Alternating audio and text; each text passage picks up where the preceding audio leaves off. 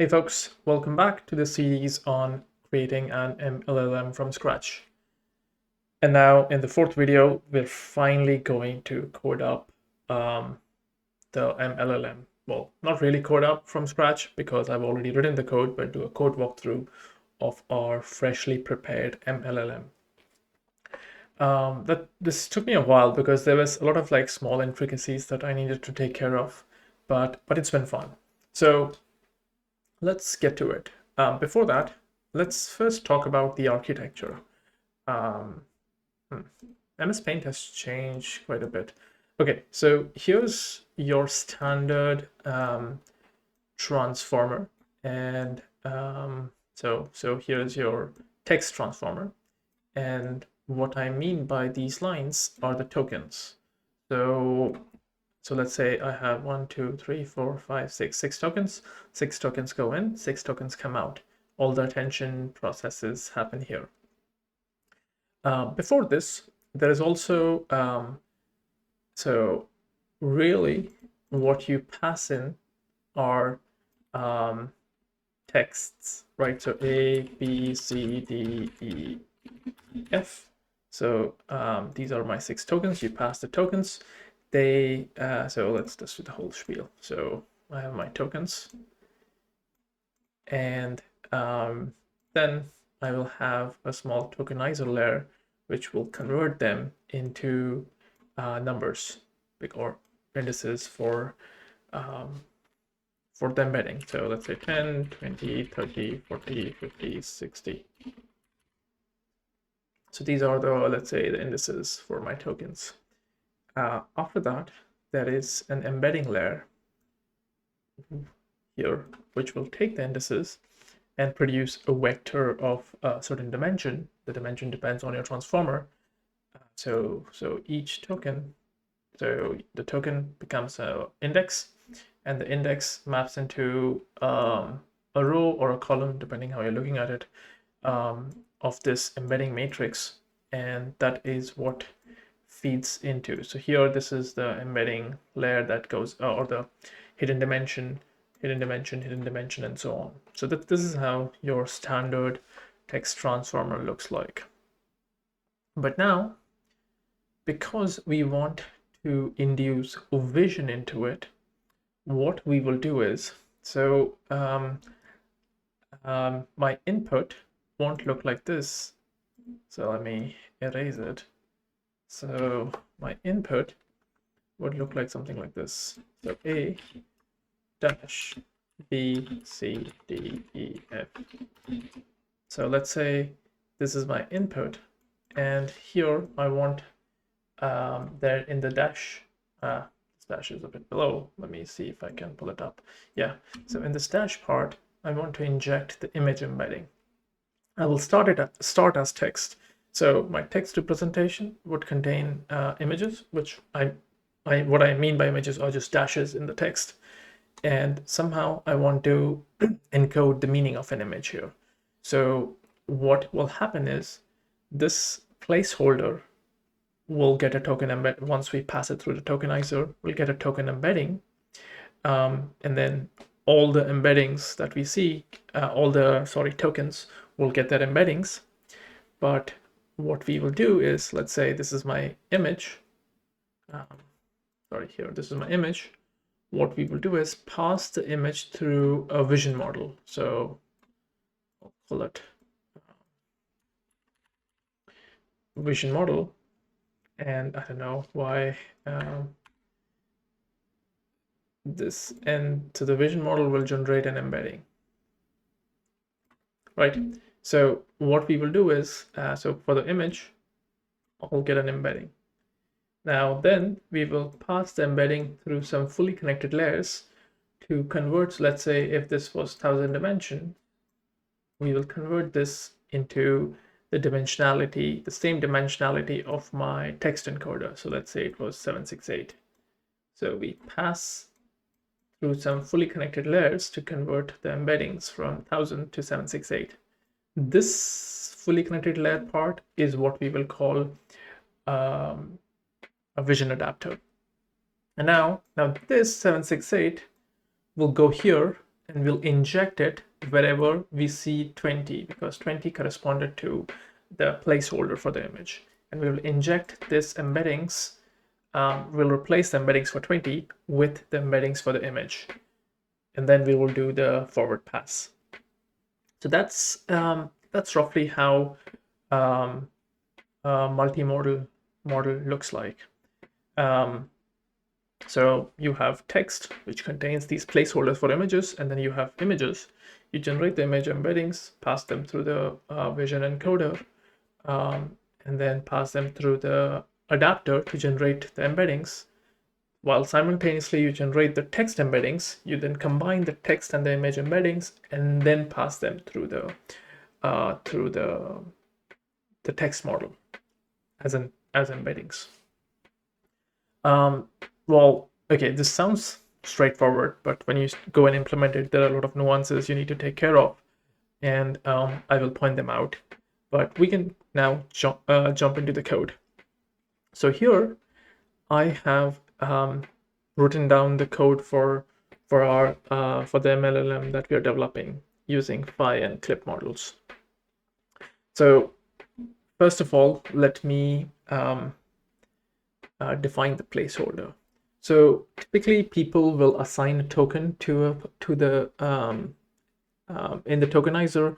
A token becomes specific for the images.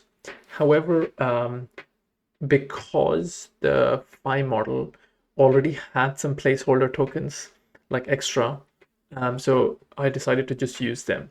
So I will use placeholder 1 token for images. And then because we also want to do instruct tuning, I will also use another token for placeholder 2.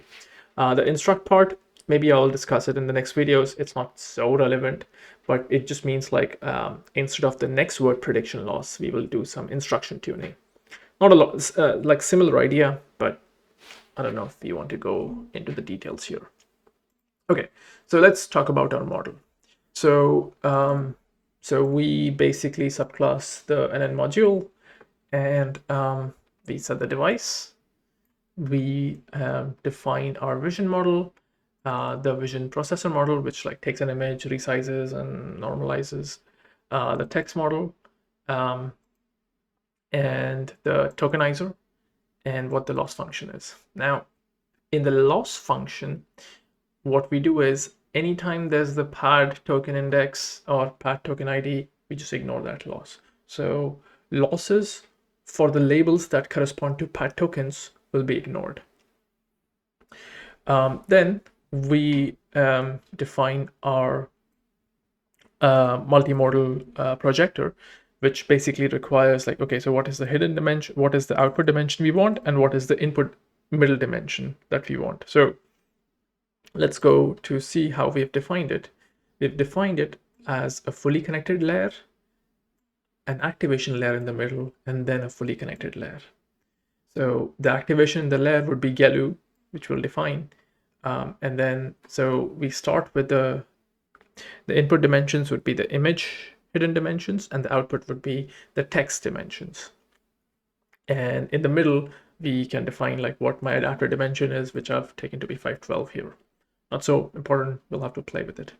And then the way I plan to do the training is I will have 2 phases. In the first phase, I will keep the vision model and the text model frozen, and I will do full training of the adapter. And in the second phase, we will do full fine-tuning of the entire model, but because I have a GPU, I'm short on GPU, instead of the full fine-tuning, I'll do just LoRa of the whole thing.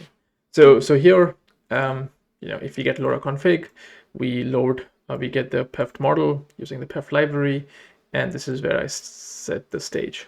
So if LoRa is provided, that means it's stage 2, otherwise it's stage 1. So what is stage 1? In stage 1, it is just, I don't know why I have a print statement, let me get rid of that.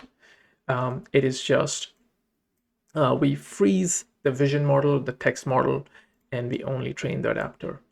In the LoRa part, in stage 2, we freeze everything and only enable it if the layer is a LoRa layer, or it has LoRa in the name. All right, so now the fun part, like how does the forward method look like? Okay, so this is a bit interesting. So the way I've done it is like I just take in a dict, and then this dict would be made of input texts, again as batches, and input images, and also labels. And I also have like a boolean, whether this is instruction tuning or not. I'll probably skip the instruction tuning part for this video. So first things first. First, I will talk about this method first, and then I'll go into the details of the other methods that I've written, like encode text and so on. So first, we get the text embedding. So when I call this method on my input text, what it does is it gives me the text embeddings. It gives me the image token masks. That means where all are the image tokens, what location are the image tokens, and the attention masks. So that's what this does. Then what we do is we will first generate the image encodings. We do this by just passing the image into images, or the batch of images into the image encoder. And then once we have the image embeddings, we get the adapted image embeddings, like which are in the dimensions of the text, hidden dimensions, by just passing through the adapter or the two fully connected layers. So pretty straightforward. Starting from the image, getting these adapted image embeddings, it's straightforward. Now, what we do is we will combine them. So the way we combine them is we take the text embeddings, we take the image embeddings, and the tokens where the image tokens are. So using the location of image tokens in the text embeddings, we basically inject the image embeddings into the text embeddings at the location of image masks. Pretty straightforward. We can go into the method, but the method just shows you how to do it. Okay, so once we have that, now the tricky part here is, so let's go back to the image.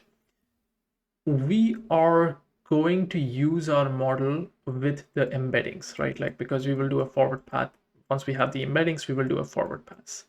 Now, when you just call a model, when you just abstract away all of this and you just call the model and you just pass in the input as a standard text, the model class definitions take care of the position embeddings. So the position embeddings go here, like the position embeddings are added, or what have you. If it's rope, all the KQB stuff is modified.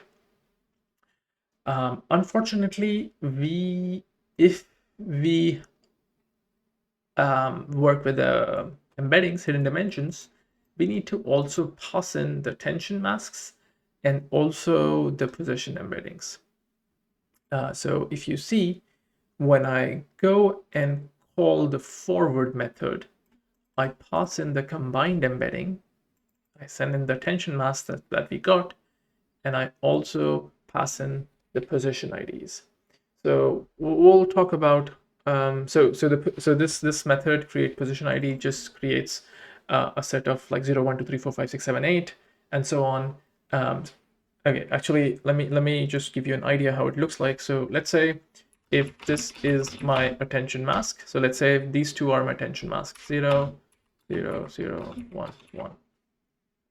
So okay, so this is a standard text. Let's say I have a batch of 2, and if this is my attention mask for the first item, and this is the attention mask for the second item. Now the first question is, why does the attention mask look like this? The reason is, because I'm doing left padding, by default, padding is applied to the left. These 3 tokens are pad tokens, and we shouldn't pay any attention to them. That's why they are labeled as 0. So do not pay any attention means 0, 0, 0. So the original data point was probably like the first one was 1, 2, 3, 4, 5. So what I mean is it was something like this, 5, 5 tokens, and the second data point was probably 2 tokens, and that's why the attention. And when you pad them, I will basically get the padding attached, and that's why this is what the attention mask becomes. So now if I have this attention mask, the corresponding position IDs would look like this: 0, 1, 2, 3, 4, 0, 0, 0, 0, 1. Because this is where things actually, this is the first position ID where it's actually used. So that's what this create position ID method does. So yeah, so if you see, it just does a cumulative sum, and then does a masked fill to compute these numbers starting from the attention mask. And the idea is that it ignores the padding tokens, because that's why you saw all those zeros. Okay, yeah. So once we do the forward pass, forward pass of the text model, we get our outputs. That's it, done. And then it's all about computing the loss. To compute the loss, we need the labels. So what we'll do is we'll get the label tokens out, and so we call the encode text again. But this time since we pass in the token only flag, which will just, instead of giving me the embeddings, it will just give the tokens. And then we will just shift the tokens by 1 dimensions, because we're doing the next word prediction, and then just compute the loss, register the loss, and we're done. So pretty straightforward, but like a lot of things need to be taken care of. And the biggest part of the logic is in how do I handle the instruction case, and also how do we encode things. I don't know if I want to go into details, but before I do, let's see this in action first.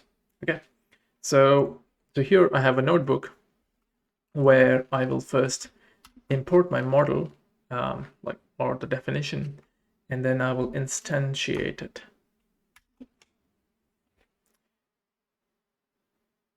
And because the phi model is, I don't know how many billion parameters, it'll take a few seconds to load onto GPU, and by default, because I've set my device to be CUDA, it will directly go into CUDA. Right, so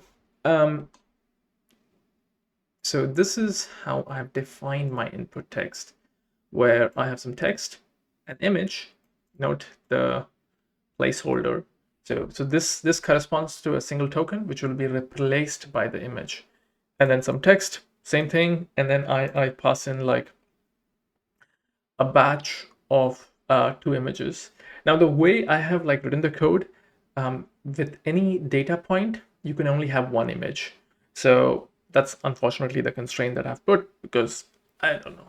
I mean, we're dealing with small models, so we don't need to worry about multiple images, and that's why I've just like put the constraint 1 image. Now, if I wanted to do instruct tuning loss, I could also add the second placeholder token, and so on. So we will call the forward method, or I'll just call the dunder with the input text, images, and the labels. So let's see. So, and let's see what it looks like. All right, so it computed the output logits, and you can see it also computed the loss, and so on. And you can do backward through it as well. So the loss was basically the next word prediction loss on both these items, and then averaged together. So nothing really fancy here, but just straightforward stuff. What else should I cover? Yeah, so just a bit about the encode text method. So when I don't pass in the token only, like when I don't want token and I want text embeddings, I would use the tokenizer, get the attention mask, get the token IDs. Then basically what I'll do is, first of all, find what is the token ID that corresponds to the image, find where those image ones are, that is one thing you return. I return the text embeddings by just getting the embedding layer of the model and running a forward pass on the embedding with the token IDs that we found. So just get the text embeddings, or rather just index into the text embedding to get them. That's basically what the forward does, or the call method does here. And then return the attention mask. So that is when we don't want tokens. When we want tokens, we just like return the input IDs. And again, like every time I put them in the right device. Then there's a bunch of thing that happens when we have instructions. I won't go through the code in detail, but I'll tell you roughly like what's happening. But give me a moment. And then we have a few methods that define for loading and saving the checkpoint models. And then how do you combine the text and image embedding? So basically we loop over the batches, and then every time I see an image position, I replace the text embeddings, or I inject the image embeddings into the text embeddings at that position. So pretty standard stuff. Took me a while to iron out all the tiny intricacies and details, but it works. So in the next video, what we will do is write a data loader for this. So now that we're done with the model, we need to write a data loader that will work with the Hugging Face trainer and this model definition, and just do and just identify some data sets, put the data sets in a neat format, put everything ready. So that will be the next video. After that, we can have a video on the training run, and finally end up with like overall, like how did the model perform. All right. Oh, before I forget, yes, I want to talk about the instruction loss. So the way instruction training would work, instruction tuning would work is I would have something like this question, describe the image, and then I have an image, and I have an answer. So basically, this will be the placeholder, which will be replaced with the image embedding. Now, answer image is that of a dog. If this is, so let's say there was an image of a dog, and this is just a image is one of a dog. Image is a dog, whatever. Anyway, so if this is my training sample, I don't want to train it in an instruction tuning setting. I don't want to train it on the instruction. I don't want to train it on the question, because that is useless information. What we really want to train it on is, given this, what is the answer? Given this, generate the answer. That is what instruction tuning setting is. So what basically we do is I basically mask out everything till the instruction token or the answer token. In our code, that is defined as wherever placeholder 2 appears. And we do it because in the token space, I would just put the pad token. And that's why, if you remember the cross entropy loss where we had defined, I said ignore pad tokens. So we would put pad token for everything up to here, and then do the next word modeling so that we only train, this becomes the context, and we only train on this part. So everything else is masked. That's the only nuance, and I think we'll use both. I think we'll mostly use the instruction tuning part for our training, but yeah. All right, I think that is all for this video. I hope you enjoyed, and I will see you next time in the boring data loader video. All right, see you.